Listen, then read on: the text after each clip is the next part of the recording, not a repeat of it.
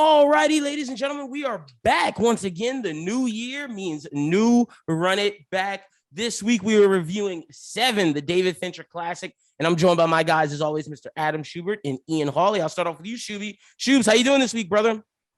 Doing well, man. Glad to be back reviewing movies on Run It Back. We definitely got a good one to start with, but we ended the year off pretty well. But we're hitting Brad Pitt again, so I guess we're double dose of Pitt, man. Yeah. Pitt, I guess we're doing all the Pitt movies right now. Brad Pitt is the most Run It Back actor. Like, he's the person we've reviewed the most in consecutively. I thought it was De Niro. We only have done one De Niro, which is Goodfellas. Yeah. We've only done one Denzel. We haven't done any Leo. No Matt Damon. Like, so there's a lot of actors we got to hit. We've done a lot of Tarantino. So that's the director we've done a lot of. I think we've done 2 Scorseses, if not just one. Might have done 2. I don't think so. No, I don't think so. Yeah, we only did Goodfellas. Yeah, I think we've only done Goodfellas. So we've done multiple Tarantinos and multiple Brad Pitts, but glad to be doing this one and multiple Kevin Spaceys. Ugh. And we're gonna talk about that again. We have to say that every time we do a Kevin Spacey movie. But join me is also Mr. Ian Hawley. Ian, how you doing, brother? Doing well, man. Excited for another Brad Pitt movie. I didn't even realize when I pointed it out earlier that we had done so much Brad Pitt recently. I mean, Brad Pitt's a great actor. He is, like, he's one of the best. What am I forgetting? Like, we done Inglourious Basterds and this. What is there another one?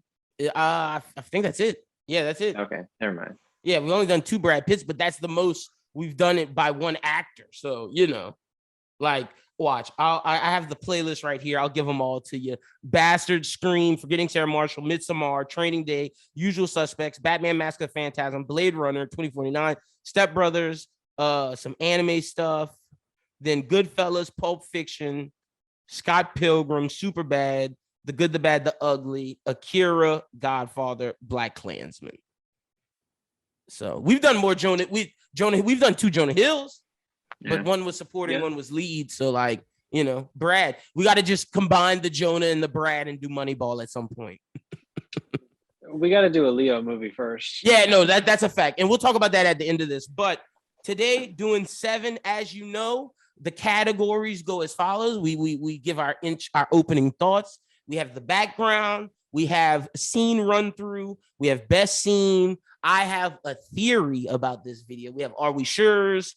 Also winner, a loser, and 6 man. Gonna be looking to add some new categories this year, but we're not starting it off with this one. Got some that I'm gonna test run for the next episode, but this one wanted to come correct because this is really our first Fincher. Technically, it's our second Fincher because there's been a lost episode, Zodiac, which we've done, and it just got deleted. So, Shuby, being that this is our first official Fincher, how do you feel about 7?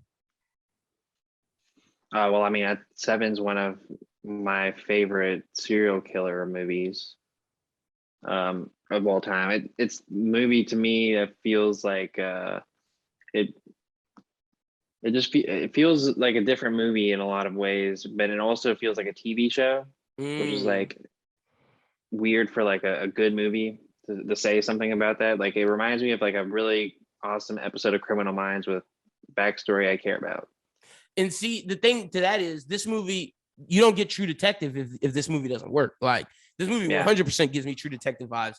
This movie is, in terms of Fincher's catalog, it's top 3, if not top 5. I think I go Zodiac, Social Network, this movie. It's somewhere in that range of those 3. But what you see from Brad Pitt is a different Brad Pitt than we got in Inglourious Basterds. And that's going to be something I want to touch on, is just, this is a dumb Brad Pitt, a hot-headed Brad Pitt. This is Brad Pitt really acting in this era of True Romance, Fight Club, where he's not the smartest person in the room. And I think Morgan Freeman does a great job of being the smartest person in the room.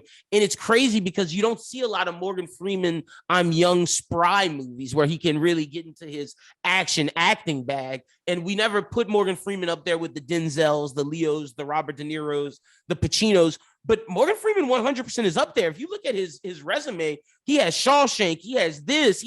Morgan Freeman has some really big movies where he is like the star of them. So that's someone that when I rewatched this, I was like, when I first watched it, it's like, oh, Brad Pitt's great, or oh, Kevin Spacey's great. No, this time it was like Somerset, Morgan Freeman is really great. Ian, what's your thoughts? Is this the first time you've seen this? Let us know, because you always are newbie to some of these movies. Yeah, continuing with tradition, this was the first time I had seen this movie. Also, I want to address something you just said very quickly. Don't lump me into that category of not putting Morgan Freeman in the upper echelon. You said we. How dare you, sir? AKA me and Schubert. Yeah, you guys made your own lists. I wasn't invited to that party. But wow, we'll redo it, and you'll be invited to the next one. Yeah, all right. Round 2. Ian gives his list headed by Morgan Freeman in the top 5. Do you have Morgan Freeman top 5 for real?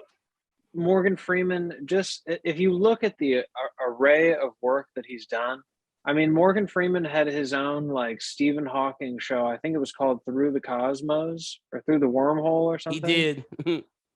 Like Morgan Freeman is just Another world. He's the jack of all trades, I guess, if you will, of media entertainment at this point. I mean, the man played God. Like, it's crazy because, like, if you look at it, the start of his career is a lot of TV movies, a lot of movies that aren't necessarily the biggest. Then comes 88, where he does Clean and Sober with Michael Keaton. He then does Lean on Me right after in 89. And then in 89, it goes Lean on Me, Driving Miss Daisy, Glory, which is a crazy three-part movies. He then does Robin Hood, Prince of Thieves, but then that goes straight into a run that is, I don't know how we don't put. I feel bad now that me and Schubert didn't have him in our list, because when you look at this run that I'm about to describe, he has the first one with the Driving Miss Daisy 3-film run, but this one's even better, which is Unforgiven, Shawshank Redemption, Outbreak, and then 7. That is a 4-movie run that is out of this world. He then has Kiss the Girls, that's later, Deep Impact, but then he goes on a different transition of movies from being leads to, okay, now I'm the supporter with Sum of All Fears, Bruce Almighty. He starts narrating things, $1 Million Baby, and then he's Lucius Fox in the greatest comic book franchise of all time in The Dark Knight. Like, I feel bad that I didn't have Morgan Freeman up there. He definitely should be, because like Ian said, he's very versatile. And I want to shout out everybody's auntie and name The Bucket List as one of those movies that aunties like to watch with Morgan Freeman. The Bucket List with all the old folk. Jack Nicholson. Yeah, and Jack Nicholson. And it isn't Michael Caine, the other one in there. Like all the classic great old actors. Yeah, and people shit on that movie. It's really not as bad of a movie as people say. Like, I feel like that movie kind of gets the Nickelback treatment, where like everybody says they fucking hate The Bucket List, but they really kind of like The Bucket List when it comes on. I'm definitely one of those people. Don't do that to Morgan Freeman. Oh no, it's just Jack Nicholson and Morgan Freeman. It's not Michael Caine. Sorry. My thing with Morgan Freeman is I like the Alex Cross movies. Mm-hmm. I might be one of the only people, but I like those movies too. With like Along Came a Spider and Kiss the Girl. Yeah. They're not. He's not Somerset. Like, it's not this level of good detective, but it's still a good Morgan Freeman role. Yeah. So now let's address the elephant in the room, so we don't have to talk about this anymore for the rest of the film. We obviously understand that Kevin Spacey is a shitbag. But there's like we're talking about, Morgan Freeman is great in this. This is a great Fincher movie. This is great Brad Pitt. We have to review this movie. He's just in it. And when we talk about Kevin Spacey being great later in this review, that doesn't mean we co-sign what he's done. We've talked about this on our Usual Suspects review. He's a creep. He's an asshole. Fuck Kevin Spacey. I think that needs to be said. But now, was he playing himself? Let's remove the art from the artist. Boy, what a role. Like, what a fucking, I don't know which is better. Him as Verbal Kint in Usual Suspects, or this?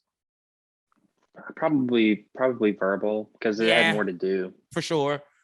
But this is crazy because, like, the thing with this is, when they were promoting this movie, They did not put him in any of the marketing campaigns, nothing. And that's why when you see the credits roll, he's the first name, because he allowed them to do that and really will go with Fincher's vision of not keeping this a secret to the very end, which I think is incredible. And I promise y'all there'll be only one more Kevin Spacey movie we review on this show, maybe two if we do Baby Driver. The other one's going to be LA Confidential, which is one of me and Schubert's favorite movies of all time. Like, that movie's incredible. So, but oh, go ahead. Totally different role that he plays in that.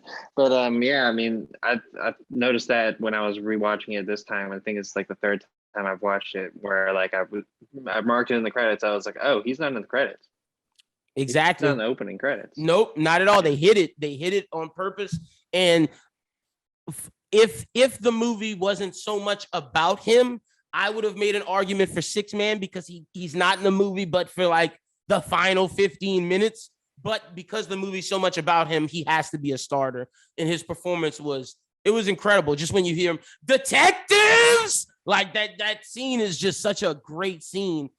Ian, how did you feel about the villain of this movie in Kevin Spacey? I thought it was well done. I now understand why they did what they did with not having him on camera. That was going to be one of my questions, was like, why did it take us so long to even see this guy's silhouette, let alone anything else? But yeah, I mean, I thought Morgan Freeman is the star of the show here, and Brad Pitt is his Robin, and we're gonna go catch the bad guy. Yeah, 100%. You know, the classic like buddy cop movie, I guess. Not necessarily like a like not a buddy cop. Yeah, but you see what I'm saying. The mentor and the fresh off the block new guy. Yeah. Now we're gonna go catch the bad guys. Catch the serial killer. Do you prefer John Doe or Verbal Kint? First of all, John Doe, hilarious name for a serial killer. It's great. It shows how, and we'll talk about Fincher in a second, but like, it's just great writing and great choice. Like, he cuts off his fingerprints, so you have no idea who he is. There's no records. There's nothing. He's literally John Doe. It doesn't matter who he is. That's insane. When they showed in the opening credits, there's a a brief flash where somebody's just shaving their I didn't know what was going on, because he clearly has like a razor blade, but I was like, is this man like shaving Parmesan cheese or something, or is this like some kind of drug that I'm unfamiliar with? Like, what is this guy shaving? And then that just stuck out to me initially. And then when they had him in the interrogation room and they said, oh yeah, he shaves off his fingerprints, I was like, okay, thank you for explaining that, because I would have been wondering for a while the hell was going on in the credits. Shuby, before we get to background, Fincher, is this the best Fincher? Like, I think you made a good point with Zodiac and Social Network, probably the better Finchers. But I do have this over Fight Club. I will say, I think this is a better movie than Fight Club. I think this is right there with Gone Girl. I think Gone Girl might be like, I think those are his top 4 movies. Zodiac, Social Network, clear 1, 2, and then Gone Girl in this. You can alternate 3, 4, however you feel. I would put this, then Gone Girl. Same. Then Fight Club. Yeah. I might even put Fight Club over Gone Girl. I don't know. I can't do it. Fight Club, to me, just after years and years and years, it just didn't age well. Like, it really didn't. Like, Fight Club is just a lot. Yeah, I don't know. I have to go back and watch it. I haven't seen it in probably have to do it on here. A decade now. We'll end up doing it on here, but it will. I'll let y'all know this now. It will not be before Zodiac or Social Network, because with the reemergence of Andrew Garfield into like the consciousness with the new Spider-Man movie, seeing like people have been posting his Social Network acting on like Twitter and on TikTok, and boy, Andrew Garfield is an incredible actor. But back to this movie, Fincher, great director. I think he's up there with the Villeneuves, with the PTAs, with the Christopher Nolans. He's one of the best directors of all time. He has to be. He's a name that can bring you to the screen. Mm-hmm. There's very few directors that when you hear, oh, there's a insert director's name here movie coming out, I want to go watch this in the theaters. It's Tarantino, Villeneuve, Nolan, Scorsese, Fincher, and Spielberg. That's the 6 in Spike Lee. I'll go see a Spike Lee movie. Spike Lee, yeah. So those are the ones. Like, Ian, how do you feel? I know you're not as tied into directors, but how do you feel about Fincher's style? You've seen Zodiac, you've seen this. How do you feel about him compared to some of these other names we've been saying? First of all, how dare you leave out the genius that was behind the Transformers movies, Michael Bay. Oh my gosh. Stop your trolling. Stop your trolling. Someone stop this madman. We did forget James Cameron. James Cameron brings people to the screen. I don't know if James Cameron's bringing people to the screens anymore. I'm gonna be honest. You watch how many people watch Avatar get 2. me out of the house. We're gonna talk about that soon enough. Avatar 2 is coming out this year. That'll be a conversation we have later. Exactly. No one gives a fuck about that movie. But headache. But back to what we were saying about the first one. What was the point? It's Fern Gully. It's Fern Gully. It's literally a Fern Gully ripoff. But yeah, Ian, how do you feel about Fincher compared to some of these other directors now that you've seen multiple of his movies in this dark style that he does, this noir style? Yeah, it's really like dark and rustic, and I know a lot of that is probably due to the equipment that they were working with back then. But it really has like the, just somber, melancholy tone, but in a way that's not like too heavy. Like if you look at what this movie is, it's about a guy who's just killing people because he's deranged. And they do bring a lot of the realness, to this movie with some of the details that they give you about the killings, but it's never in a way that's like, okay, I got to shut this off. This is just too much. Yeah, it keeps I thought it was a really good balance, and I feel like he did the same thing in Zodiac, and then Usual Suspects. Was that one of his? No, that's not one of his. That's old nasty Bryan Singer. Okay. Okay. Well, Zodiac definitely had the same kind of feel where, it wasn't even really a lot of up and downs with the suspense. It was just kind of like straight through. You were interested the whole time. There weren't really any down moments. Yeah. Even with the girlfriend. I agree. I think Zodiac is where he mastered what he did in this, because I will say in this movie, there are some slow points. There are like the middle of the movie, like the beginning is great. The detective stuff with when you're seeing Mills go with the DA and all of that. But that little middle stretch before Kevin, they go to that house and knock on the door and Kevin Spacey runs out, that action scene before there and after they see the DA lawyer, that little chunk is a little long. It's a little long, but the moment you get to when Kevin Spacey has the gun and they're chasing him, the movie's uphill the entire time. It's a great roller coaster from there. Shuby, how did you feel? Because you're big on long movies. Did you ever feel at any point this movie was dragging? No, I feel like it bounces pretty well. And there's meaning behind every in between of, maybe like some of the stuff with I'm gonna get to it. Gwyneth Paltrow. Oh, that's no. I mean, the Gwyneth Paltrow stuff is pretty crucial, but I mean, like, do we need a whole scene in the diner now? We gonna get to it. That could be a phone call. I got questions about the diner, but with that being said, that's enough shooting the shit about the movie. Let's jump into the background. Seven is a 1995 American neo-noir film, psychological crime thriller film directed by David Fincher. Oh, real quick. I'm sorry. I'd be remiss not to say this. Shuby, we have to thank this movie for us getting the Batman. We have a movie that's coming out that is Seven inspired, which is the Batman. Freaking Paul Dano's Riddler it looks just like the Zodiac killer. He's doing things from Zodiac and from Seven. And you have Batman in the Somerset Mills role. He's literally playing both of them in one person. Yeah. And I mean, I knew we were going to talk about it at some point because it does feel like you're watching what you would want Batman to be doing. Yep. And funny enough, that goes into my theory. My theory of this is because I'm wondering if Ian caught this. they don't say the city they're in the entire time. You don't know what city they're in. I do not. My theory is that they're in Gotham City. And this was Fincher's like, hey, if y'all want me to make a Batman, I'll make a Batman. And this is kind of how I do it. My theory is that they're in Gotham City and there are 2 Gotham Police Department workers. And this is just a serial killer. And this is pre-Bruce Wayne leading up to the madness and the fervor. Because the entire time, Somerset is like, it's darkness here. It's fervor. Why do people want to stay here? It's just getting worse and worse and worse. And I think this is a Gotham right before Batman's comes. This is one of the events that makes it boil over. You like that theory, huh, Shuby?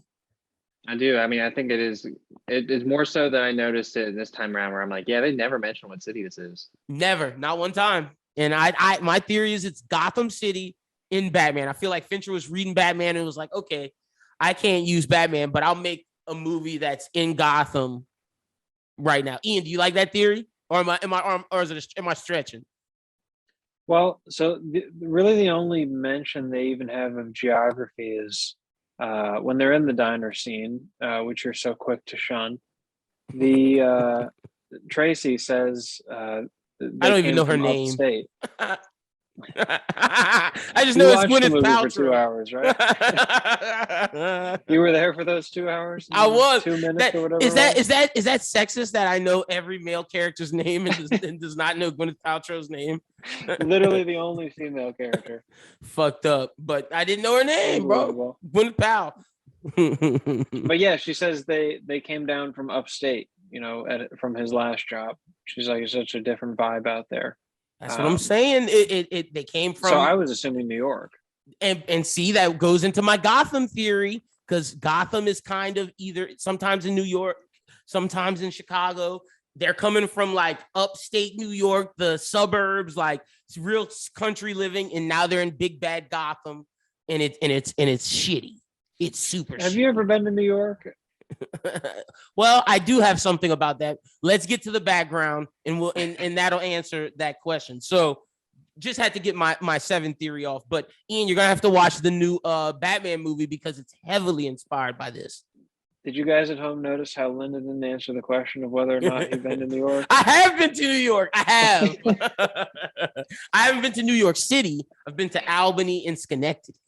Oh, so you've been upstate. Yeah, I've been upstate, which is straight country. It's like not city living like a Gotham would be. So no, c'est la vie. No. But yeah, Ian. So, but final thing, yeah, make sure you check out the Batman because it's 7 inspired and it looks fucking great.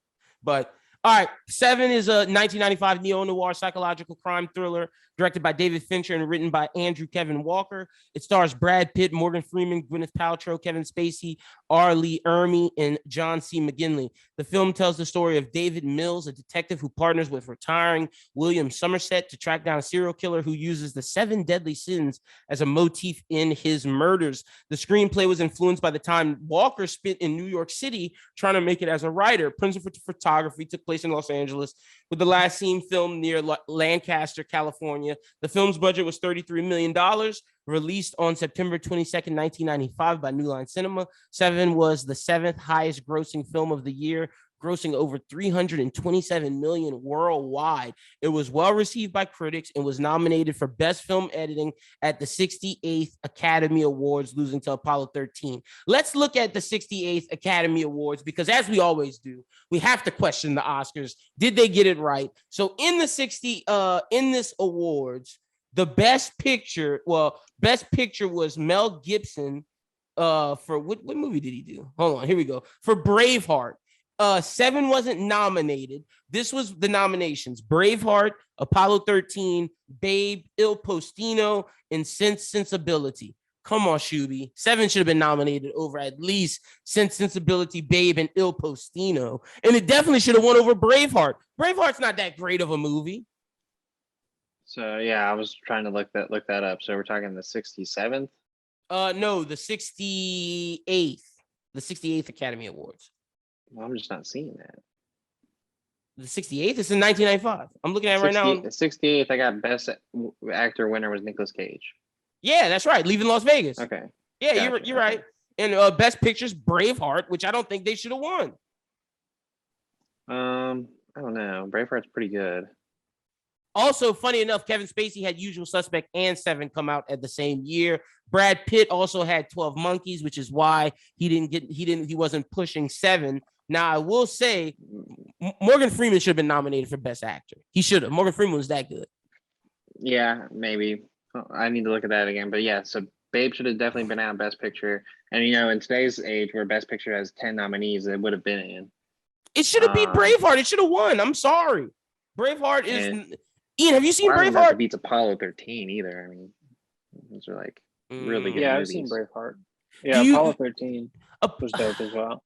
I'm putting this over both of them. If anything, I think Apollo 13 should have won over Braveheart, but I'm putting Seven over both of them. Seven was a cinematic feat, where Apollo 13 was cool, but we saw Stanley Kubrick do something better with the movie he made that people say he faked the moon landing.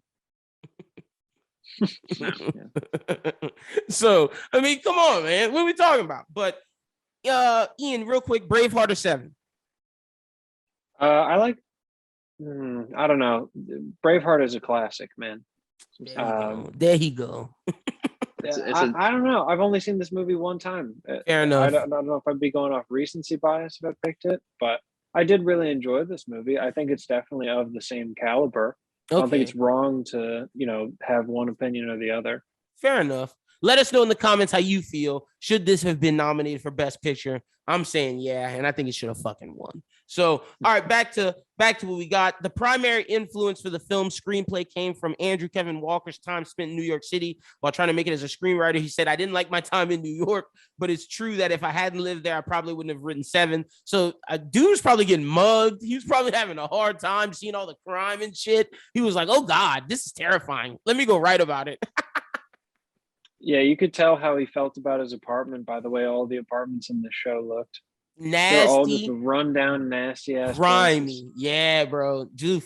All right. Also, here's some of the casting, like who could have been casted.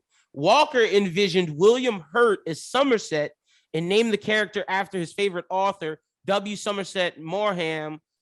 Jeremiah Chiswick was set to direct at one point.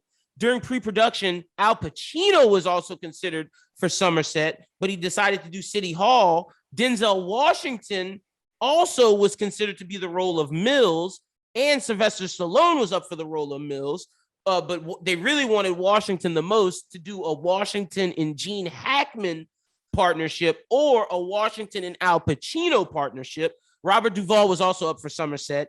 Christina Applegate turned down the role of Tracy. Val Kilmer also turned down. Oh no, Val Kilmer was considered for the role of John Doe. So was Ned Beatty and Michael Stipe. There's multiple versions of this movie that I think would have been crazy. The one that I think I would have wanted the most was either Al Pacino and Denzel or Gene Hackman and Denzel. Yeah, Al Pacino and Denzel would have been nuts. Yeah, it would have been insane. With Val Kilmer as John Doe, like, I know people don't give Val Kilmer his credit, but if y'all watch Heat, that Val Kilmer, Val Kilmer could have did it. He would have killed it. It'd have been a totally different feel to this movie if those three guys had been in it instead. The only thing I don't like about Denzel being Mills is that I hate that Mills is a dumbass. And I don't know if I don't know if I wanted to see Denzel play like the idiot, like young hothead cop. Mills wasn't necessarily a dumbass. He was just kind of like young and reckless. You know what I'm saying? Like, he wasn't stupid. He wasn't a bad detective. Mills was dumb. Yeah, he was. Yeah, we're gonna get into it because I point this out David Mills is an idiot. Okay. We'll get to it. We'll get to it. But those are the casting what ifs. Either way, Gene Hackman, Al Pacino as Somerset with Denzel, that'd have been great. Now, the ending of the screenplay with the head in the box was originally part of an earlier draft that New Line rejected. Instead of opting for an ending that involved more of traditional elements of a detective thriller with more action-oriented. But when New Line sent David Fincher the screenplay to review for his interest in the project, they accidentally sent him the original screenplay with the head in the box ending. At the time, Fincher had not read the script for a year and a half since the frustrating experience of making Alien 3. He said, "I thought I'd rather die of colon cancer than do another movie." Jesus. Fincher eventually agreed to direct Seven because he was drawn to the script, which he found to be a connect-the-dots movie that delivers about inhumanity. It's psychologically violent. It implies so much, not about why you did it, but how you did it. He found it more of a meditation of evil rather than a police procedural. So that's why they wanted to make the final action sequence like a shootout, but Fincher was like, I'm not doing this movie unless it's the head in the box. They also wanted to show the head in the box, but that's when New Line was like, nah, dog, y'all doing too much. We're not showing the fucking head in the box. And I heard honestly, there's a cut that does show the head in the box. there is a cut. There's a cut out there that has the head in the box. I would love to see it. Do y'all think it's a misstep that we didn't get to see the head in the box? Or I think it makes it just as powerful. I think it makes it maybe a little bit more powerful that we don't get to see it because it's like, is it there? Isn't it? I don't want to see the head in the box. It's like one of those things where, like, is it more powerful to see the gruesome acts, or is it more powerful to know that they exist? Because because they don't show you a lot of the other stuff. Like, you just have to believe it. You don't really see the one where the guy, had the knives on him and had to like fuck the prostitute. You don't see that. You don't see that. Nope. And, but you can imagine. Yeah, and you can't. And I think that's what he's talking about. How it's like a meditation of evil, where it's a lot of show don't tell. It's a lot of a lot of thinking about things. It's a connect the dots movie. Tell don't show. Tell don't exactly. Yeah, fair enough. All right. I think it makes the scene where they're interrogating the guy who was in the sex scene much more powerful that they didn't show it before, because that's how you figure out like. And the fact that he's freaking out and going crazy, it's like, whoa, this dude was really affected by it. But we'll get to that. All right, let's go through the scene run through where we're basically going to talk about the movie essentially through some of the scenes. The movie starts with, like Ian said, that cutting of the thing, whatever. But like that wasn't the first scene I wrote. The first scene I wrote was Somerset. We just get to see how organized and meticulous he is, with just down to him putting his watch there. Like the way he starts his morning routine, it shows like this guy is organized, serious, and he's a good detective. Yeah, he's ready to go, man. And then the next thing I wrote down is we then meet Detective Mills, who, when we first meet him, it's kind of the complete opposite. He's loud, he's talking, he's doing the most. He's like, come on, dog, I'm trying to get here. And Morgan Freeman's like, come on, bro, I want to talk to you about something. He's like, nah, I ain't got time for that. I'm a detective. Let's get to the city. I'm ready to fight crime. And it's just like, slow your roll, David Mills. Calm down. Well, one thing that I found that they said early on in that encounter that I think is like another play on the title of the movie was like, I'm in charge for the next 7 days. You remember that. Yeah. And they do that a lot. There's a lot of like different Seven references. There's that one, Seven Deadly Sins. There's another one that comes later that there's a bunch, but that's a good call, Shuby. The next thing I wrote down is, okay, the movie starts deliberately paced to build to the first murder, but the moment we get to the first murder and see gluttony with a man tied up, forced to eat to death, that house was filthy. Like it was just a lot, bro. And then Mills is dumbass sticking his face in the vomit, and Somerset's like, bro, just go canvas the area. He was doing too much. Again, not being quiet, trying to tell stories. Bro, we're trying to investigate. I'm trying to find clues. Don't tell me no damn story about you picking locks. My favorite part of like leading up to the first death or the first murder is the cop in the front, and they're like, did you check and see if he was alive? And he's like, no, he's dead. And it's like, this dude has been sitting in his own piss and shit for hours. Now, if he wasn't dead, he'd have stood up by now. That was like my favorite line from that. That was a good line. Ian, how do you feel about what we're talking about, the gluttony scene, all of that? Anything stick out to you that you got from that scene? Yeah, man. The apartment was super dark. Like I was like, okay, even like if the lights are out, like why would this guy's apartment be this dark during the middle of the day? Like, what is he nocturnal? Like, what is this guy's deal? It's just that cities that it has a tint of overcast. I suppose so. It was raining, to be fair, but yeah, still, it was. And the bucket of vomit was another one of those instances where they didn't show you the bucket of vomit, but Brad Pitt's reaction does a good job of selling just you knew it was there. Yeah. Yeah. And then just his house was just all the rats and just, ooh. I don't care how people can live like that, man. Like, I might leave a dirty dish in the sink for a day or two, but aside from that, like, I don't even like dirt on the floor. You know what I'm saying? Like, I'm Yeah, a just vacuum filth. like 4 times a week kind of guy. We got a little robot. Her name is Rashida, and she vacuums for us. Don't get my We got the girlfriend on a roll. Roomba. She'll tell you some of my horror stories. Oh yeah, no, this guy had a dirty room. I can't lie. My bedroom before my girlfriend used to always be dirty, clothes on the ground, and I'd only pick it up when I had a girl coming over. That's a fact. Oh yeah, no, dirty clothes is one thing, but like dust food? and dirt. No, yeah, no, I can't. Yeah, I can't do food. no, that's like different. Like food just being out because that's how you get roaches.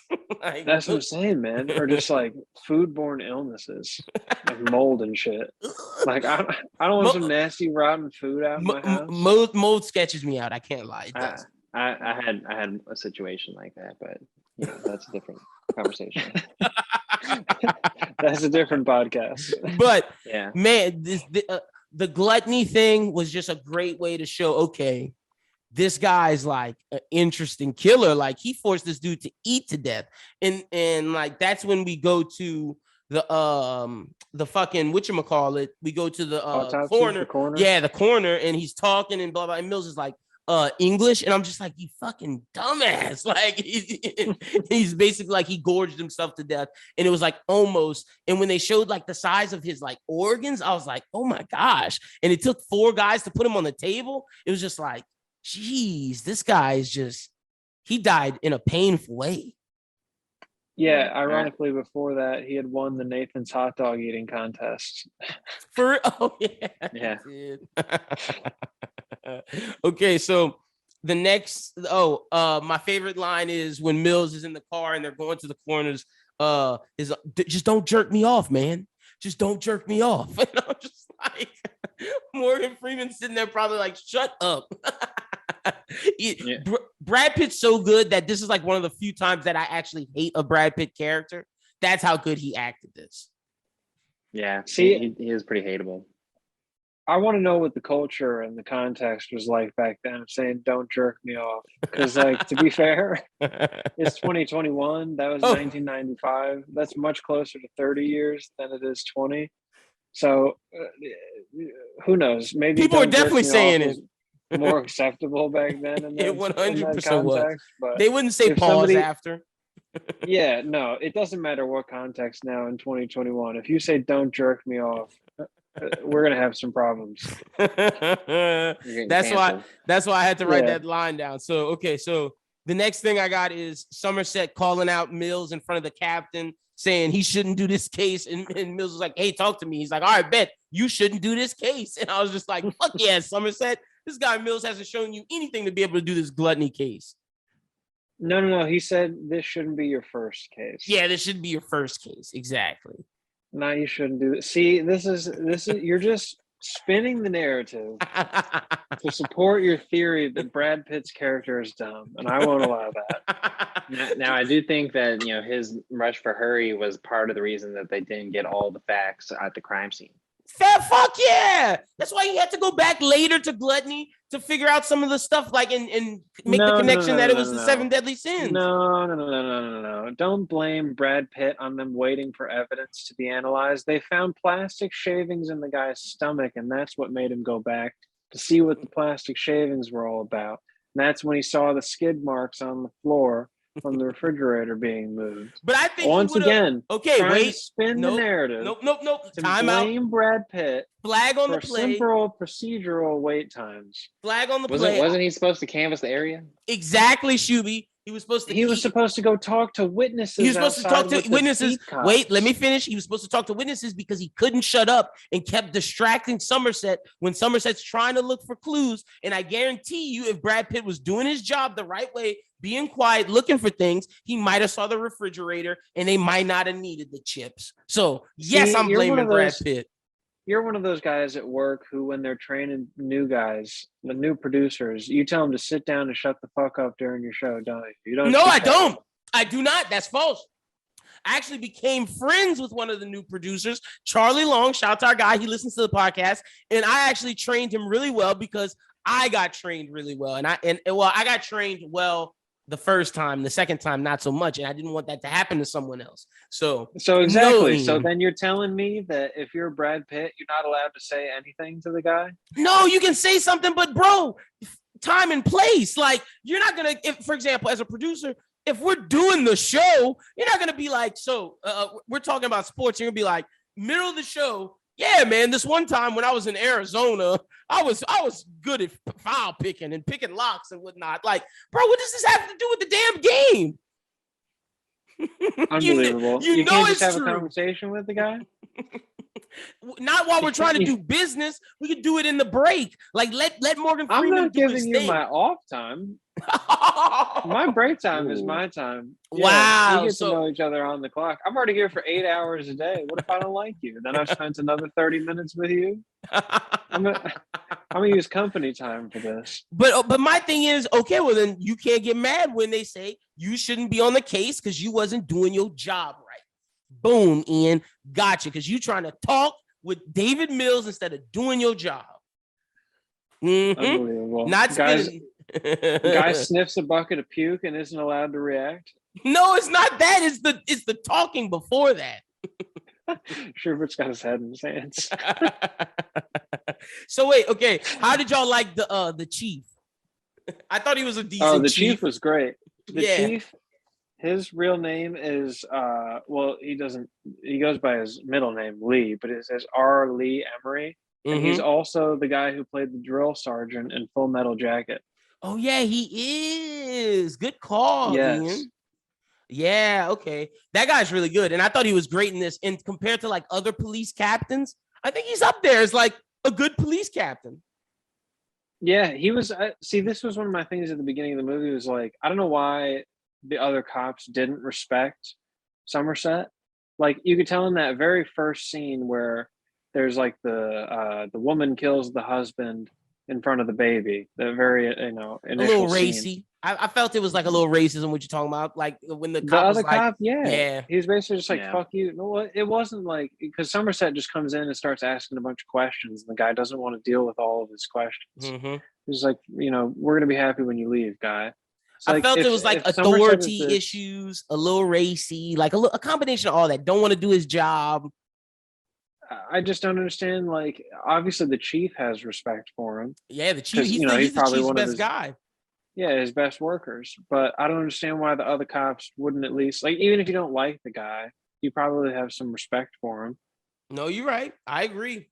But I don't know. Maybe that's just me. That's why they're shitty cops, and that's why Somerset's ready to retire because he feels like all this shit is just gone to shit.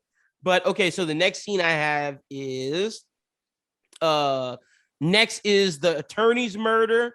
And then basically I wrote Martin Talbot was deaf lying. Like Martin Talbot was for sure lying. That's the DA. When he was up on there, I was like, oh, bro is just fibbing. He was like, oh yeah, we're gonna catch this guy real swift. Don't you worry. I was like, oh, he lying to y'all.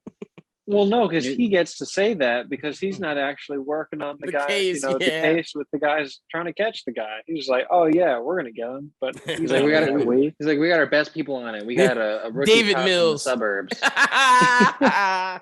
yeah, from upstate." And Mills did not know. He did not know what was going on with that dead attorney. He was just like, "All right, how do I do this?" He's like, I gotta catch the killer. I gotta catch the killer. He was like, yeah, he was just sitting in the guy's what do you know about his desk. Nothing. Just sitting in that desk. He wasn't doing shit. But meanwhile, Morgan Freeman is at the library. Studying, getting ready, trying to figure out the exact. Morgan Freeman was not at the library. Morgan Freeman was doing his paperwork.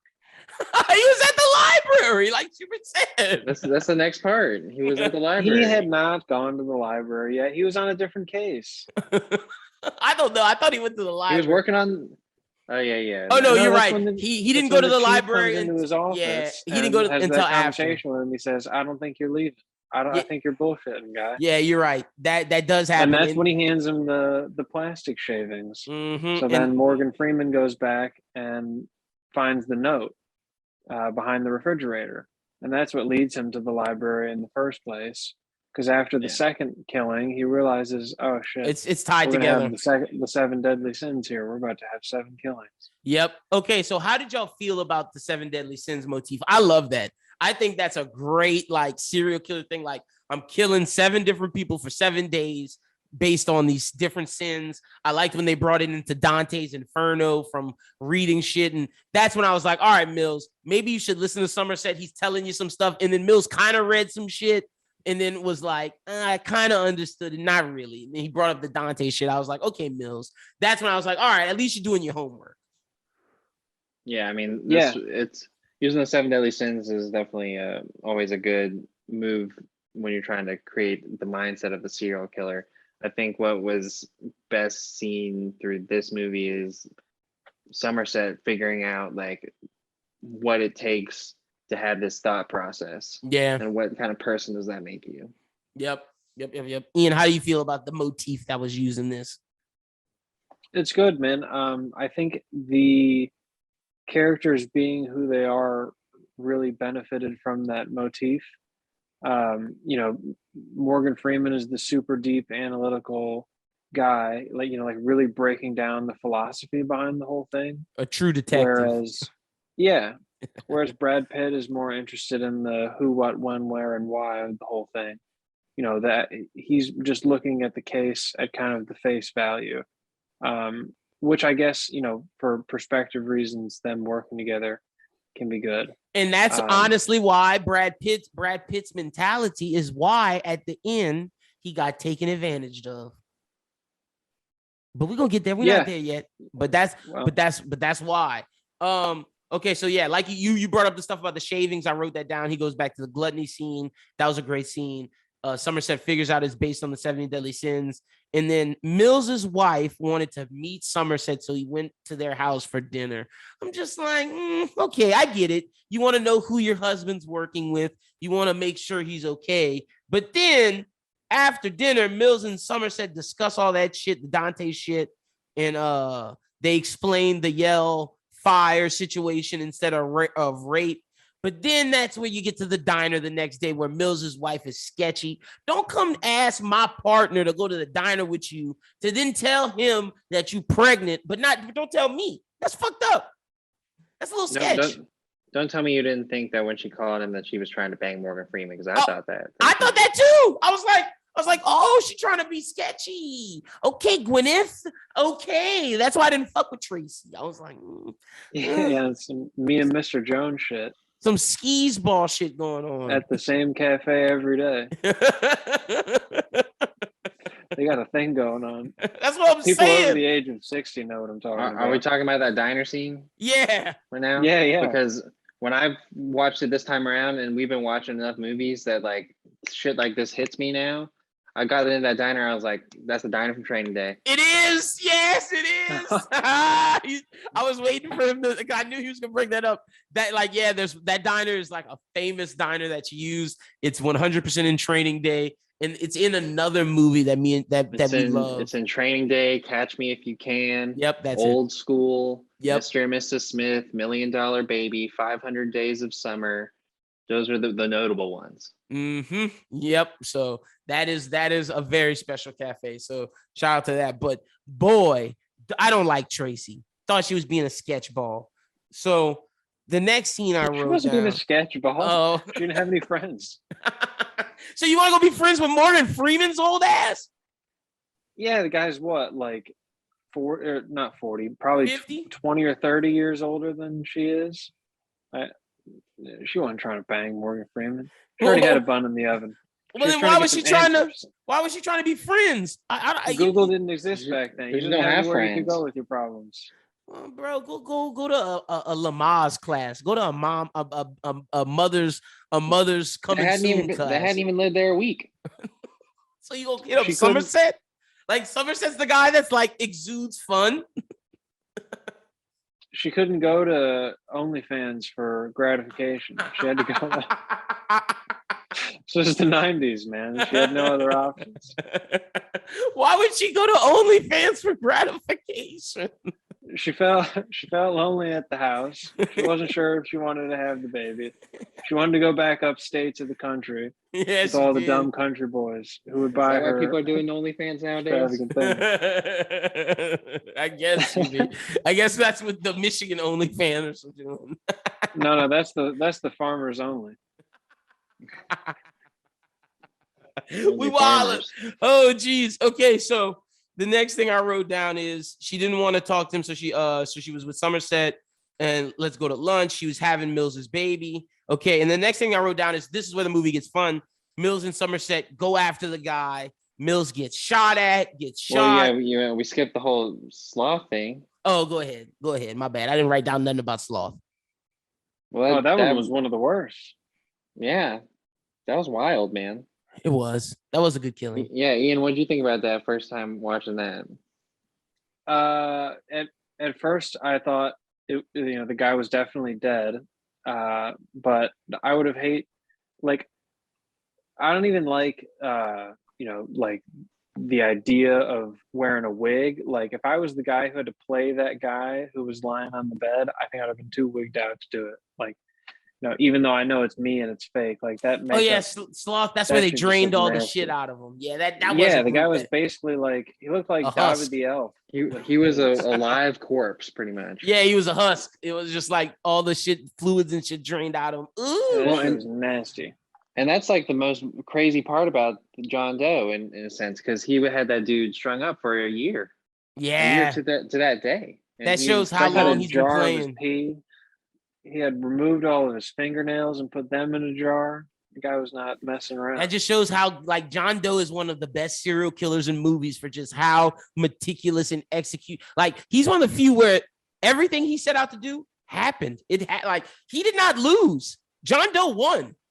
I know I'm jumping the gun, but he did. I feel like at the end it all went awry because of like the part that you're talking about where with him shooting at him, because like he didn't expect them to find him.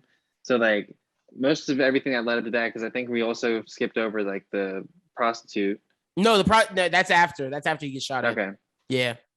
But like that's when the movie gets like once they encounter him for the first time, that's when the movie goes rampant up, because it's what you said. They go knock down his house. They find out some information in there, and then they go to the prostitute shit. And they start figuring that out. And then after the prostitute, that's when he comes in. Detectives! Yeah, and also at the sloth scene of the crime is where you first see him. True. Yeah, where he's come and take the picture or whatever and then bumps into him. Yeah, fair. And on your second and third watch, you know that's Kevin Spacey, and you could tell like that's him. Mm-hmm. It looks like him. It does. It definitely does. Ian, could you tell that was Kevin Spacey at the time, or did you just think that was a random photographer? Not off rip, no, not until much later. Like even after they had shown the character, like in that first scene where they show his face, I didn't realize it was him. Like it took me watching the interrogation scenes, and I was like, "Wait a second, this guy looks way too familiar." Yeah, that's a photographer.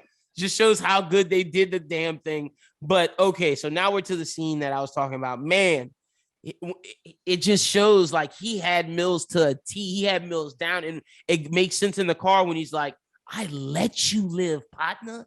I'm the one in control of your life, not you." We're skipping so much here. No. I'm just talking about like that scene that he was describing. Like when he has the gun, he's chasing him down and Mills can't get him and he's all bloodied up and he has the gun on his head. I was like, ooh, that was a powerful moment. And then John Doe just disappears, just escapes. Yeah. Somerset saved him. Yeah, Somerset, he saved his life, kinda. But then Mills, this is another thing pissed me off. He kicks the door down instead of getting that search warrant, and then that's corrupt cop shit going pay that random black coke crackhead to say a lie so they could get into that house. Fucking at least Mills. he figured it out. He did.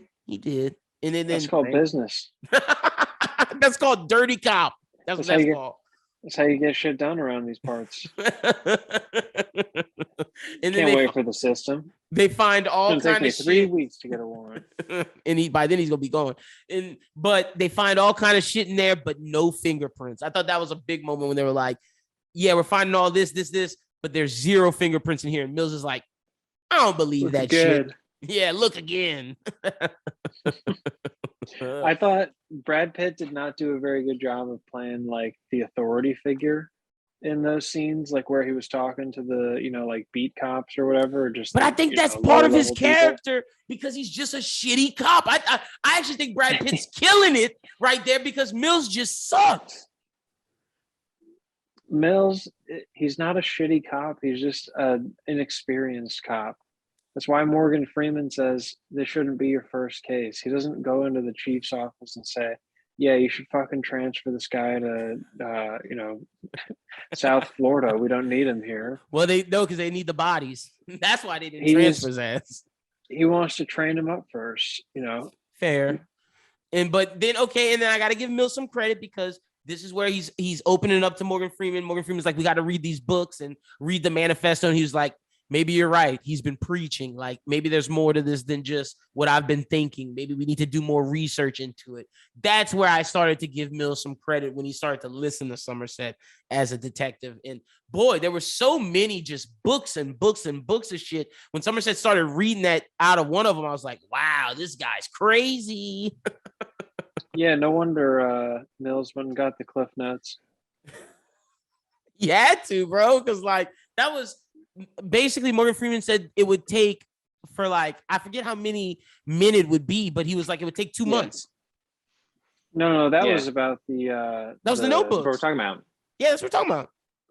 No. I was saying the Cliff Notes for like Chaucer. Dante's Dante. Okay, Yeah. Okay. The Cliff Notes. You know what I'm talking about? Like Spark Notes. Yeah, the Spark Notes. Yeah, no, I got you. I thought you were talking about him getting Cliff Notes for the notebooks and shit. All those hundreds and hundreds of John Doe's manifesto. So then all that shit's going down. And then I said Mills is a hothead. They search the house. Oh, the next scene that I do like is after all of them searching the house before the prostitute shit is when they're in the bar and they're just philosophizing. They're just doing their different philosophies at each other. And Mills is like, nah, bro, you're quitting, you're giving up. And Somerset's like, no, bro, you just don't get it. The world sucks. I'm not talking about this job. I'm talking about humanity as a whole, apathy.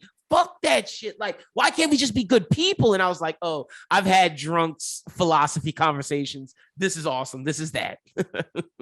And Brad Pitt kind of gives it to him. He's like, you're just being a crotchety old man. Like, yeah, that's another Mills. That's another Mills dub. What are you saying, Schubert? I was saying, it's like when Morgan Freeman's talking earlier on to the chief. He's like, did you hear about that person who was just walking in their house and got like, really, I don't remember all the description of it, but got killed, got gunned down, essentially. And it's, he's just done with it at this point. Gotham has become too much villainy. And, young hothead Mills Batman wants to come clean it up. Mills is not Batman. Mills might end up being like Joe Chill, killing Batman's parents because he goes crazy. But fucking okay. So after that, we get into all the stuff that y'all are talking about that we've been talking about for a while, the prostitutes scene and all of that, and figuring out about lust. And I thought the interrogation was great. Like, seeing the difference between Mills and Somerset and just seeing that guy who ended up killing that woman just break down because like John Doe used him, had the gun to his head, really enacted fear. And that's something that throughout this movie, you see John Doe keeps recruiting different people. And it's like, man, how powerful is this guy that he's getting everyone to do his bidding for him? Like, that's insane. Yeah, especially for someone who doesn't like people, from what his notebook said. Yep. Quick question. Did John Doe actually kill anyone, or did they all kill themselves? Like, he put them in the situation. Is he more of a jigsaw? Because, like, he didn't kill the prostitute. He definitely killed the sloth dude. Okay, yeah, he did. But the sloth dude, they said was, but he drained his blood. No, you're right. Yeah. I'm thinking he killed the sloth guy and the lawyer. Those are the only two he actually killed. Everyone else killed themselves. Yeah. No, he definitely killed the gluttony guy too. He made him eat. He ate. Like, dude could stop. He was just eating. I mean, he didn't not kill him. Yeah, that's what I'm saying. Like, he didn't pull the trigger in that one. What about Pride? Didn't he kill that person?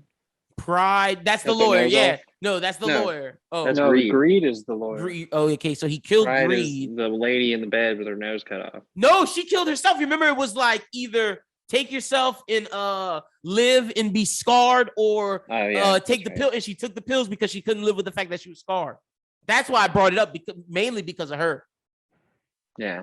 So yeah, no, that was a moment. But okay, so we talked the prostitute stuff, and I guess now it's time for him turning himself in, giving him the detective, and leading into the final scenes of them driving out and going out there and doing the whole ending. Ian, how did you feel about the ending of this movie from with him turning himself in to the end of the movie? So he turns himself in, and neither Somerset nor Mills are buying it. They're like, yeah, this guy's just fucking with us. Mm-hmm. And they have the scene with the lawyer, who, by the way, the lawyer is Toby from The West Wing, and I thought that was hilarious to see him in this. Without the beard, which was just super jarring. But anyway, basically, John Doe's like, yeah, I'll, confess right now if you guys just come out to this field with me. If not, I'm pleading insanity. Yeah, and you guys can try your luck in court trying to get these, a conviction for these murders. Mm-hmm. So they get wired up and they drive out with him, and they stop in the on car. The They side have of the great road. conversations. Yeah.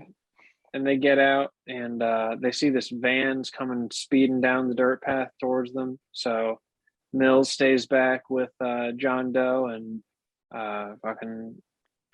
Morgan Freeman goes to investigate, and he gets a package from this delivery guy. It ends up being a delivery guy in a van.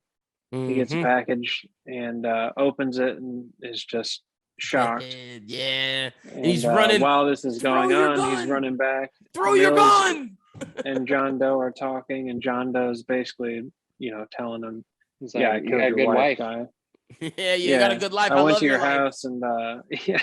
Well, he didn't say that. He didn't start saying that until Morgan Freeman got close. He was like, "You're not listening to me. I liked your wife." Mm-hmm. And Brad was like, "Wait, hold on, Morgan Freeman. What did you say?" He was like, I tried to play house. Yeah, but I laid with her. So I took a souvenir. Yep, her head. And then he was like, "Yeah, I killed her." And Mills was like, "Wait, what? Oh, also the baby. Oh, you didn't know?" He's like, no, what's in the box? That's the meme. That's the classic Brad Pitt meme. What's in the box? But leading up to this, okay, so there's multiple parts of this that I like. Now I'm gonna give Somerset a little slack, since I gave Mills a bunch the whole movie. Somerset should have figured out in that car that he was trying to egg on Mills and get him as mad as possible. Like, that was like obvious. You knew there were 2 murders left to be solved when they were having that conversation with the lawyer. To be honest, I thought he was going to try and kill Somerset and Mills while they were going wherever they were going. That's what I thought at first. Some when I shit first planted somewhere, or there was going to be somebody waiting out for him or something. I think that's what they originally got so spooked at the van. I think that's what they the film, like the studio originally wanted, was the van to come up and beat someone and they have a big shootout. But it works so much better this way, because it's like, and you could tell the whole time that Somerset's the pure one. So it makes sense why he doesn't die. And like you said, he says there's 2 murders. It's Mills and him, which is crazy. Like that he planned it out that far in advance. Well, Tracy and him. Well, it's Tracy and him, but Mills also dies because he's wrath. Like he dies the police death of going to jail and whatnot. So yeah. Which sin is Tracy? I don't think Tracy's a sin. I think Tracy's just a call to put wrath over the edge. I feel like the sin envy. Is. Oh, Tracy's envy. He was out of envy. John Doe's envy. Yeah, John. Okay, yeah. John Doe's envy. That's how he counted that. Yeah, for sure. Okay, thought so. Facts. All right, bet. That's why he tried to play house. Okay, that makes sense. Great fucking ending. But in the car, he's like, "You freak," and then John Doe just hits him with like, "Nah, bro, you're a fucking idiot, Mills," and that's just the only way you cope with it, by calling me a freak. But your brain can't comprehend. And Somerset's like, bars. Yeah, I kept thinking the whole time. I was like, that was probably the worst. I hated Brad Pitt's character the whole time. He's just yelling that this dude's a loser. I'm like, Brad Pitt, like, dude, like, all you're saying is loser. It's like when Spike Lee sits on the sidelines at the Knicks game and just yells at the players. Like, you don't want to egg these guys on, dude. They're just going to remember this. And then the next time they see you in the Garden, they're going to drop 40 on you. And then you'll be left there looking like a dumbass. What's in the box? No. Yeah, no. Yeah, that's the best. No. Brad Pitt. Yeah. Oh to be shit. Fair, he really did do a good job in that scene of like when he turns back around and he's pointing the gun at him, his face breaks a couple times as he flashes through the different emotions in his head that someone would be feeling in that scenario. Mm-hmm. He did do a really good job. Oh no, he was great in that. But like the 5 seconds before it, where he's just going, no, like, little overacting. Tone it down a little bit. Little overacting. Empire Strikes Back, Mark Hamill. Yeah. No. Exactly. You're not my dad. No. It's impossible. That's impossible. Okay, so that's pretty much the end of the movie. Which y'all got is the best scene. So I'll give y'all. These are the three that I'm torn between. It's either what's in the box, detectives, or Somerset and Mills philosophizing at the bar when they're when Mills puts him in his place, calling him a crotchety old man. Those are the those are the three scenes for me, and I'll decide once I hear what y'all got. Ian, what you got? Best scene? Oh, Ian Schubert, you going back the box? What's in the box? Yeah, easy. Yeah, I figured. Schubert, Ian, what you got? What's in the box? Yeah, it's the climax of the movie. Yeah, I like it's got to be what's in the box. That scene is just great, and you can. I'd say you could start it from the moment you get in the car to when Somerset to when Mills shoots him. That's like the best part of the entire thing. If I had to put a second one in, for me, it's where John Doe nearly kills Mills. That's a good. Just the way that one's really shot, and the chasing, and like the chase, and like the rain and his face, and like with the gun barrel to his head, it's just like it felt very suspenseful, and the whole time you're like, "Oh God, is he gonna get him?" And when Mills gets shot, it's just like he's like creeping around the truck, and you're like, "Dude, like he's gonna be somewhere." Yeah, he's gonna get you though. That was definitely scary. And just real quick, there was a jump scare when they're walking to I think the prostitute, and the music's loud, the rock's going, and that cop just jumps on. I was like, homicide detectives. I was like, wow, what a good jump scare when it's like not even supposed to be scary at the moment, but it could have been John Doe. Like, you don't know who that is. It's like at any point in time, you're on the edge of your seat. Ian, do you have a secondary scene? Mine is detectives. When he walks in, it's just like Mills and him aren't believing him. And then when he just says it, it's just like the look on every cop's face in there is like, holy shit. But how didn't y'all notice a man with blood? That just shows how bad the police are overall in this town. I only had a couple of scenes. The one scene where Mills is moving into the office, but Morgan Freeman is still there. And so Morgan Freeman moves over to the small desk. Yeah. No, the chipping off is when he's typing his report with the chief. It's the same with the phone call from his wife to get him to come to dinner. Oh, okay. Before that, when the phone's ringing, actually, Mills and Morgan Freeman kind of just look at each other for a second, and Mills goes, "Phone," and he goes, "It's a package deal. It comes with the office." Yeah. I thought that was good. And then I thought it was a couple of nice touches with the dinner scene. When Mills comes in, he says, "Hey, loser," and Tracy responds, "Hey, idiot." That is like the perfect relationship in my mind. Like, if we're not just being ridiculous and mean and assholes to each other the entire time, then what's the point? Yeah. Also, they had a nice touch of when Morgan Freeman is standing in the living room and Tracy's like back in the kitchen at this point, and Mills is playing with the dogs in the other room, they had Trouble Man by Marvin Gaye playing on the record player. I don't know if that was on purpose, but up until that point, you think of Morgan Freeman's character as kind of this hard ass, like crotchety old man, who's seen a lot of hard times and trouble in his life. So I thought that was a good pairing of score and scene. Movie for sure. Probably planned. Yeah, but I could say that's planned for sure. All right, great scenes we got. We all went with what's in the box, but I like our secondary scenes a lot because I think we all picked good secondary scenes. All right, let's get to the most controversial parts of this show, the other categories we got. So let's start off with sixth man of the movie. This movie's weird. There's not many people in it, so let's determine the starters. Somerset, Mills, Tracy, John Doe, and the Chief. That's fine. Is that fair? Am I on point this time? Ian, any objections from the peanut gallery? I see your face. Those are the only characters in this movie, really. I got the six man for you. It's the DA. It's Talbot. That's the six man. That's who I was ready to give it to the whole time. It's Talbot. For what? His line coming in, he was just great. Richard Roundtree, man. He did a good job. So Richard Roundtree, six man. Six man. Yep. I'm giving it to Toby from the West Wing. I knew you were giving it to that West Wing guy for a scene, but see, Schubert, he gets on us for giving it to other people. Talbot's not even in the room. He's just on TV.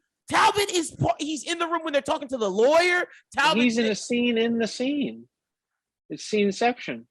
No, what are you talking about? He does the interview, and then when they're all in the room talking to your six man, Talbot's the one saying it's your case. They're telling him it's his case for him to make the decision.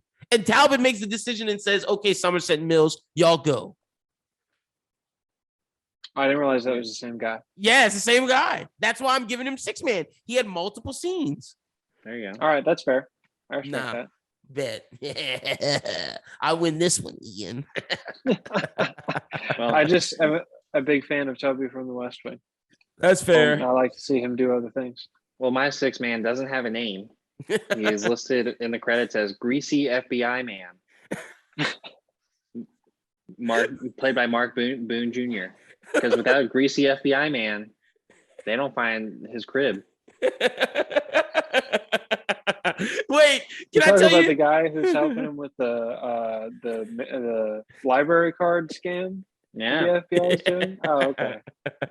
Greasy FBI Man. I got another one. The fucking the sniper in the helicopter. The helicopter at the end. That's Dr. Cox. That's Dr. Cox from Scrubs. I kind of want to just give it to him because it's Dr. Cox. Oh yeah, it is him. All right. I did see him on the credits. I was like, who's that? Yep. All right. Before we get to who won and who lost, we have to do this category since Ian said I can't give winners and losers to actors and directors. Who was the best actor of this movie? Oh, yeah. Probably Morgan Freeman. You going with Freeman? Yeah. Okay. Ian, who you going with? I didn't wait. I'm just saying that best, winner and loser of the movie should be about the characters. Not the I know. That's why we have best actor now. No, it's not even best actor because that's still missing the point of winner and loser of the movie. Well, we're not to winner. We're not doing winner and loser yet. We're doing just best actor, and then we're gonna get to your character winner and loser. All right, fine. Morgan Freeman. Let's move along. It should be a discussion. Y'all don't think Brad Pitt? No discussion. Just straight Brad Morgan Pitt's Freeman? Great. Brad Pitt's all right. All right. Well, he did things. He was there. He acted. I'm giving it to Morgan Freeman as well, but I'm just saying Brad Pitt did a really good job in this. Like, I just wanted to let it be known that I thought it was closer than what this Ian guy is saying over here. He played God. What more do you want me to say? All right, let's get to winner and loser. Who won the movie? It's John Doe. John Doe won this movie. He's dead. But that's what he wanted. Yeah, he accomplished all that he had. That's what he wanted. Like he wanted what's his name to kill him. He wanted Mills to kill him. Everything that he wanted to happen happened. Yeah, he was right. So. Because who else wins? Not Somerset. Well, I have the realtor wins because the realtor was able to sell them that shitty ass apartment at the subway. Under the subway. So that realtor. I like that. Realtor came out on top for sure. I like that, Shuby. That's a good answer. Ian, who you got winning? Man, tough one. I mean, Somerset doesn't really have any bad effects moving forward other than maybe some PTSD. He got a lot of. He didn't want to do this case. This shit might have ruined his life. No, not like it ruined Mills's life. Oh, and wait, I have a question about that. Do we think Mills goes to? Do we think the cops pull a fast one and cover it up and say like John Doe tried to shoot at him? Oh, absolutely. Yeah, I don't see Mills going to jail because that's why the chief was like, that whole conversation at the end was about. We're taking care of him. Yeah, facts. Yeah, we got facts. him. Yeah, 100%. He might not be a cop anymore. Nice lawyer. Yeah, we'll get him a nice retirement package and a pension, and he'll go live on a small island upstate somewhere and be sad. Facts. Okay. I'm glad we understood that together because, like, I was like, I did not think Mills was going to jail. Yeah, no, he already got his revenge. But now he's the whole choice at the gonna end. Go crazy. Either he's gonna lose his mind. You get your revenge now, or you or Mr. Freeze. Never get your revenge. This is our Batman theory, Ian. He might be Kite Man, Chewy. Metropolis is New York. Gotham is Chicago. So if it's upstate, it's got to be upstate Illinois. So near the Wisconsin border, I guess. I don't know what upstate Illinois is all about. Gotham is Chicago, Pittsburgh, and New York. And it's all of them. All of them. Give me a break. And Metropolis is actually in modern day Delaware. He speaks no lie. All right, who lost the movie? I'm logging off. Who lost the movie? Is it Mills? Tracy. Ooh. I mean, yeah, he didn't really say what he did to her. Like, did he just walk in and slice her head off? Or I'm pretty sure he raped her. I'm sure he raped her and then didn't slice her head off for her life and then sliced her head off. So she didn't do nothing wrong. She didn't even want to live in that city. Fair enough, Shuby. You're right. Tracy lost. I can't even give it to Mills. You're right. She didn't want to be there. She had no friends. She has to call on old man Somerset for comfort in her life because her husband is doing too much trying to be a hero. Yeah, Tracy lost. Yeah, it's got to be Tracy. She lived in that shitty ass apartment that realtor pawned on him. That Mills took it like a dumbass. But I wonder, we've only been here for 5 minutes. But Mills is also a secondary loser. Because, I hope throughout this episode I proved how he's not a good cop. Yeah, it's 1A and 1B here. I don't think they both definitely lost. Yeah. Neither of them won. No, not at all. And Somerset lost too. He's won 1C because, like we said, he's gonna have some PTSD from this. He didn't want to do this. He wanted to retire, and now he had to see this whole John Doe situation, which he said at the start, this is going to spiral into something that I don't want, Chief. I don't want this. And she's like, nah, man, we'll take care of it fast. He's like, it's not going to be done fast. And he was right. I mean, back to my Toby from the West Wing take, he kind of won because he didn't have to lose that trial. And he got paid. Yes, he did get paid. Yep. So fair enough. All right. Well, that's pretty much. Do we have any? Are we sure's? I didn't really have any for this one.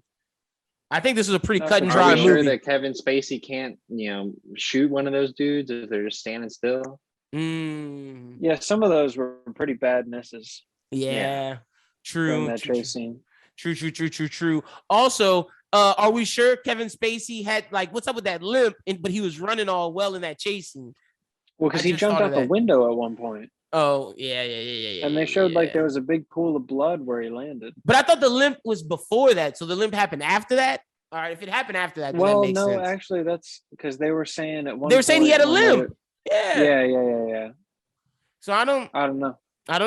Are we sure? That's the only one I got. Maybe a little bit of both. Yeah. This was a pretty cut and dry movie. I think. Didn't he get hit by a car too? I think so. He did at one point. Yeah, he got hit by a taxi. So limping but moving high speed adrenaline action. I don't know. Well, yeah, he just gives him the Batman, now you see me, now you don't, after the gun against the temple. Yeah, he does. Oh, man. Great movie. Love 7. All right, time to get to our favorite part, the running back king. Let's give it our ranking. The running back king for these types of movies is still, I think, Goodfellas. I think Goodfellas is still the running back king. Or Godfather? No, it's Godfather. You're right. It is Godfather at like 9.4. 9.4, 9.5, one of those. Goodfellas is right under at like 9.3, and then Inglourious Bastards is like at 8.9 or something like that. So, where are we ranking? 7, 1 through 10. That's what we do. Yeah, 1 through 10. What you got, Ian? Give it to me. I'm saying 7.9. Ooh, kind of low. It wasn't as good as like a Zodiac or an Inglourious Bastards or That's some of fair. the other movies we watched. 7.9. Okay, Shuby, what you giving it? 9 to 7.9. Yeah, I'm not giving it a 7.9 either. I'm in the 8s. Yeah, I'd say 8.4. I was gonna say 8.5. Okay, wait. I'll change my answer to 8 flat. I don't want to be disrespectful. Yeah, I was about to say 7's a little disrespectful. So 8 flat plus 8.4 plus 8.5 divided by 3. Solid 8.3. I think that's a fair rating for this movie because if you look at the IMDb and the Metacritic score, I think they're at 8. I think that they're at 84%. 8.6. Okay. So. Yeah.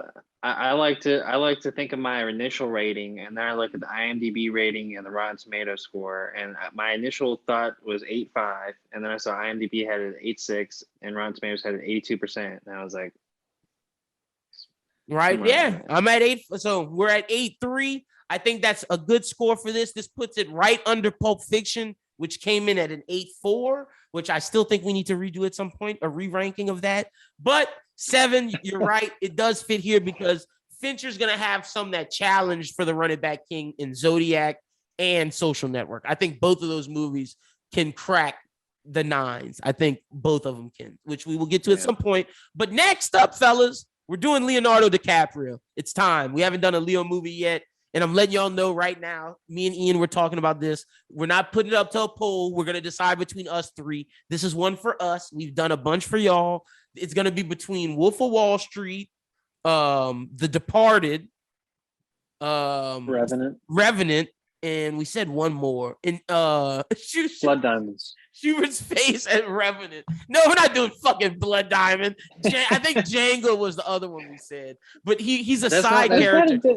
That's not a DiCaprio. Yeah, all right, it's gotta be fine. Catch Me If You Can. All right, so we're doing. All right, so okay, Wolf, Titanic, or Shutter Island. Wolf, Departed, Revenant.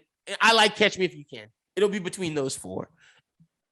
I'm hoping it's The Departed because The Departed's great. I want Titanic, Shutter Island, Blood Diamond, or Romeo and Juliet. Hey, Romeo and Juliet's great too. Don't hate. Don't fucking hate. I'm not hating it. It's a good movie. It's good. No, Ian's trolling. Ian's trolling over there. I know he's trolling. How'd you know? It should be Basketball Diaries, Critters 3, or Revolutionary Road. All right, but yeah, no, I'm letting y'all know now. It'll probably be between The Departed and The Revenant. Shuby does not like The Revenant. He's not a fan of that movie, but it'll be one of those. So, bro, it's not that it's a bad movie. It's just like I don't want to watch it again. I've seen it. I saw it in theaters. Hey, it has good rewatchability. When that thing is gnawing at him, it's like yo. And then when he starts hunting down Tom Hardy. Nah, that's just badass. You hating. But like I said, it'll probably be The Departed. Great Leo movie. But that's pretty much all the time we got today. Ian, tell the people they can follow you on social media. Find me at IanBWT on Twitter and at IanHawley12 on Instagram. Y'all make sure y'all go follow Ian. New music this year? Oh, definitely. Yeah. Nice. Yeah, nice. I was lacking inspiration at the end of my time in Lansing. I needed a change of scenery. And now that I've got it, it's on its way. Let's get it. Shuby, tell the people they can follow you on social media. Final thoughts wrapping up here. There was a quote that I wanted to say that I really liked. Just because a fucker has a library card doesn't make him Yoda. That was a good one by Mills. And then I also thought that it was really interesting that Brad Pitt called himself Serpico in like the first scene he was in. I was like, oh, he's trying to be Serpico. I see. Another good movie. Yeah, great movie.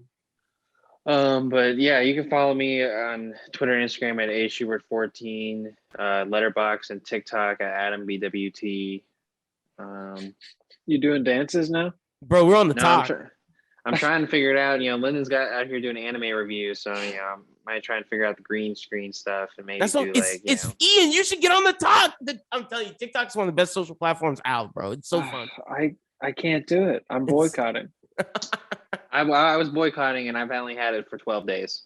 So isn't it amazing? I mean, I don't look at it as much as I think like doing the boycott gets you in a good space, Ian, where like when you have it, you're like, I'm not like looking at fucking TikToks all day. But like, once it, I appreciate the value of the TikTok. Ian, let me tell you, give him a month. In a month, we're gonna ask him if he's just looking at TikTok. He's gonna break. I was the same way. He's gonna break.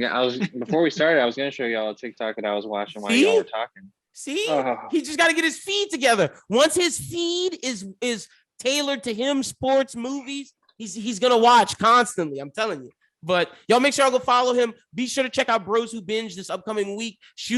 When Bros Who Binge is at its best, when me and Shuby are deep diving either a show we love or a movie. When we did it with Your Honor, we did it with Titans.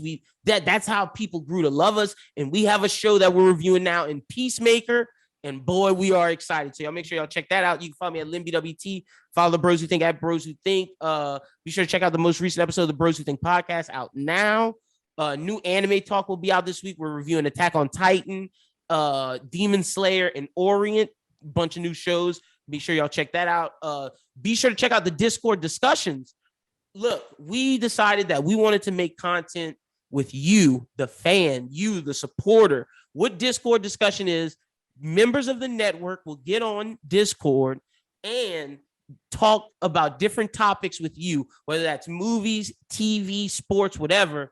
It's called a Discord discussion. If you want to participate, all you have to do is join the Discord and make a suggestion for what you want to discuss. The first one was Jujutsu Kaisen. I got together with 3 members of the Discord, and we just talked Jujutsu Kaisen, the best parts of the series, what makes it a great series, that sort of thing. And then the next one we have is My Hero.